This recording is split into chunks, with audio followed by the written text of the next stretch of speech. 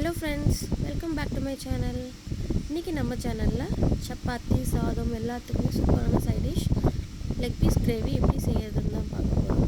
வாங்க வீடியோக்குள்ள போலாம். வீடியோக்குள்ள போறதுக்கு முன்னாடி நம்ம சேனலை ஆல்ரெடி சப்ஸ்கிரைப் பண்ணவங்க வீடியோ பார்த்து என்ஜாய் பண்ணுங்க. இல்ல இப்போதான் நம்ம சேனலை ஃபர்ஸ்ட் டைம் பார்க்குறவங்களா இருந்தா சப்ஸ்கிரைப் பண்ணிக்கோங்க. பக்கத்துல இருக்க பெல் ஐகானையும் கிளிக் பண்ணிக்கோங்க. வாங்க வீடியோக்குள்ள போகலாம். இன்னைக்கு நான் சிக்கன் பார்த்தீங்கன்னா ஒரு லெக் பீஸ் வந்து ஒரு 3/4 கிலோ நான் எடுத்துருக்கேன். இந்த மாதிரி நல்லா கீறி விட்டுக்கோங்க. மேக்ஸிமம் கடையிலே கீறி கொடுத்துருவாங்க. அப்படி இல்லை அப்படின்னா நீங்கள் இந்த மாதிரி கோடு போட்டுக்கோங்க கத்தி வச்சு. அப்போ தான் மசாலா ஃபுல்லாக நல்லா உள்ளே இறங்கும்.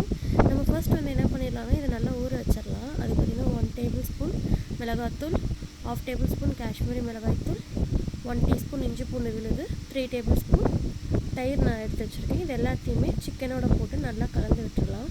கலந்து விட்டு நல்லா ஊறட்டும். ஒரு மேக்ஸிமம் ஒரு 30 to 1 hour வரைக்கும், 30 மினிட்ஸ்லேருந்து 1 hour வரைக்கும் நல்லா ஊற வச்சுக்கோங்க. அப்படி ஊற வச்சிங்க அப்படின்னா இந்த மசாலா உப்பு எல்லாமே வந்து உள்ளே இறங்கியிருக்கும். சாப்பிட்றதுக்கும் டேஸ்ட் ரொம்ப நல்லாயிருக்கும். இது ஊறட்டும். நல்லா ஒரு மணி நேரம் நல்லா இது ஊறட்டும். நம்ம அதுக்குள்ளே மசாலாவுக்கு தேவையான பொருள் என்னென்னு பார்த்துடலாம். நான் இன்றைக்கி தக்காளி ஒரு 3 to 4 சின்ன தக்காளி எடுத்திருக்கேன். பெரிய தக்காளியாக இருந்தது அப்படின்னா ஒரு 3 தக்காளி எடுத்துக்கோங்க. அதை நல்லா கட் பண்ணி எடுத்து வச்சுருக்கேன். அதை வந்து இப்போ மிக்ஸி ஜாரில் போட்டு நம்ம அரைச்சிடலாம். இந்த தக்காளி கூட பார்த்திங்க அப்படின்னா ஒரு 7 to 8 முந்திரி நான் சேர்த்துக்க போகிறேன். முந்திரி வந்து ஆப்ஷனல் தான். உங்களுக்கு முந்திரி டேஸ்ட் பிடிக்கும். இது முந்திரி போட்டு அரைச்சிங்க அப்படின்னா இப்போ அந்த கிரேவி டேஸ்ட் ரொம்ப நல்லாயிருக்கும். அதுக்காக முந்திரி நான் ஆட் பண்ணுறேன். இது ஆப்ஷனல் தான். வேணும்னா சேர்த்திக்கோங்க. அப்படி இல்லை அப்படின்னா முந்திரி வேண்டாம். கூடவே ஒரு கைப்பிடி கொத்தமல்லி தழை அதையும் சேர்த்திக்க போகிறேன். சேர்த்து இது எல்லாத்தையும் நல்லா ஃபைன் பேஸ்ட்டாக அரைச்சி எடுத்துகிட்டு வந்துடலாம். கூடவே இந்த மசாலா கூடயே கொஞ்சம் உப்பு சேர்த்து நீங்கள் அரைச்சிக்கோங்க. இது எல்லாத்தையும் நல்லா ஃபைன் பேஸ்ட்டாக அரைச்சி எடுத்துகிட்டு வந்தாச்சு. இப்போ ஒரு வானல் வச்சுக்கலாம். வானல் வச்சு 5 to 6 டேபிள் ஸ்பூன் நல்லெண்ணெய் சேர்த்திக்கோங்க. சிக்கன் நான்வெஜ் பொறுத்த வரைக்கும் நீங்கள் நல்லெண்ணெயில் செஞ்சீங்க அப்படின்னா டேஸ்ட் ரொம்ப நல்லாயிருக்கும். ட்ரை பண்ணி பாருங்கள். ஒரு 5 டேபிள் ஸ்பூன் நல்லெண்ணெய் சேர்த்திருக்கேன்.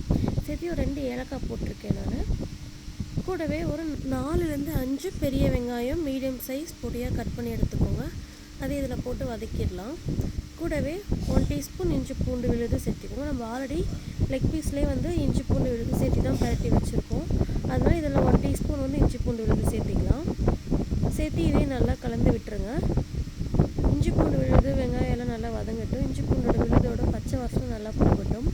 இதுக்கு தேவையான மசாலான்னு பார்த்தீங்க அப்படின்னா 1/2 டீஸ்பூன் மஞ்சள்தூள், 2 டேபிள் ஸ்பூன் கொத்தமல்லி தூள், 1 டேபிள் ஸ்பூன் மிளகாய்த்தூள். காரத்துக்கு தகுந்த மாதிரி நீங்கள் மிளகாய்த்தூள் சேர்த்திக்கோங்க. இந்த மசாலா எல்லாத்தையும் சேர்த்து வெங்காயத்தோட நல்லா வதக்கி விட்டுறலாம்.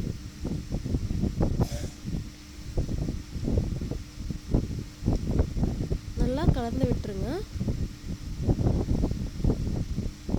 இந்த மசாலாவோட பச்சை வாசனை நல்லா போகணும். நல்லா போகிற வரைக்கும் நல்லா வதக்கி விட்டுக்கோங்க. இப்போ நல்லா மசாலாவோட பச்சை வாசனை போய் நல்லா வதங்கிடுச்சு. இப்போது நம்ம அரைச்சி வச்சுருக்க விழுது இதோட சேர்த்திக்கலாம். சேர்த்து இதையும் நல்லா கலந்து விட்டுறலாம்.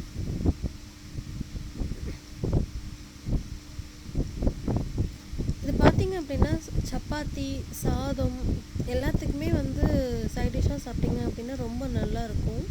ட்ரை பண்ணி பாருங்கள். கூடவே இதுக்கு தேவையான அளவு உப்பு சேர்த்திக்கலாம். அந்த மசாலாவுக்கு எவ்வளோ தேவையோ அந்தளவுக்கு உப்பு சேர்த்திக்கோங்க. உப்பு காரம் மட்டும் நீங்கள் பார்த்து கரெக்டாக போட்டுக்கோங்க. ஏன்னா நம்ம ஆல்ரெடி சிக்கன்லேயும் ஊற வைக்கிறதுக்கும் உப்பு காரம்லாம் போட்டிருக்கோம். இதுலேயும் உப்பு காரம் போட போகிறோம். அதனால் அது மட்டும் அந்த உப்பு காரம் மட்டும் நீங்கள் கரெக்டாக பார்த்து அட்ஜஸ்ட் பண்ணிக்கோங்க. அட்ஜஸ்ட் பண்ணி எப்படி போடணுமோ அதுக்கு தகுந்த மாதிரி நீங்கள் உப்பு காரம் சேர்த்திக்கோங்க. இந்த மசாலா நல்லா எண்ணெய் பிரிஞ்சு வரணும்.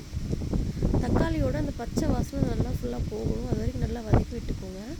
இப்போ ஓரளவுக்கு அந்த வெங்காயம் தக்காளி அதில் நம்ம வதக்குனதுலேருந்து நல்லா எண்ணெய் பிரிஞ்சு வந்துருச்சு. நான் சிக்கன் ஊற வச்சதையும் எடுத்து இந்த மசாலாவோட போட்டு கலந்து விட்டுக்க போகிறேன்.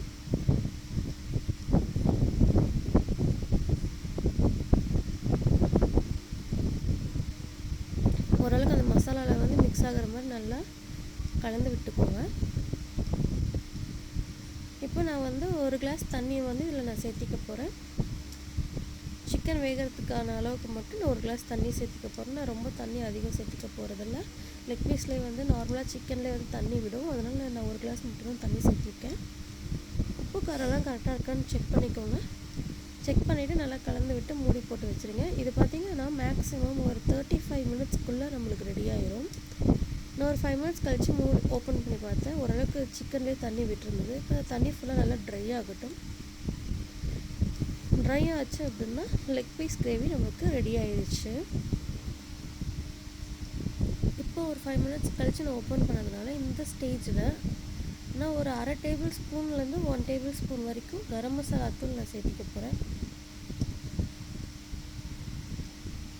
சேர்த்தி அதையும் நல்லா கலந்து விட்டுறலாம்.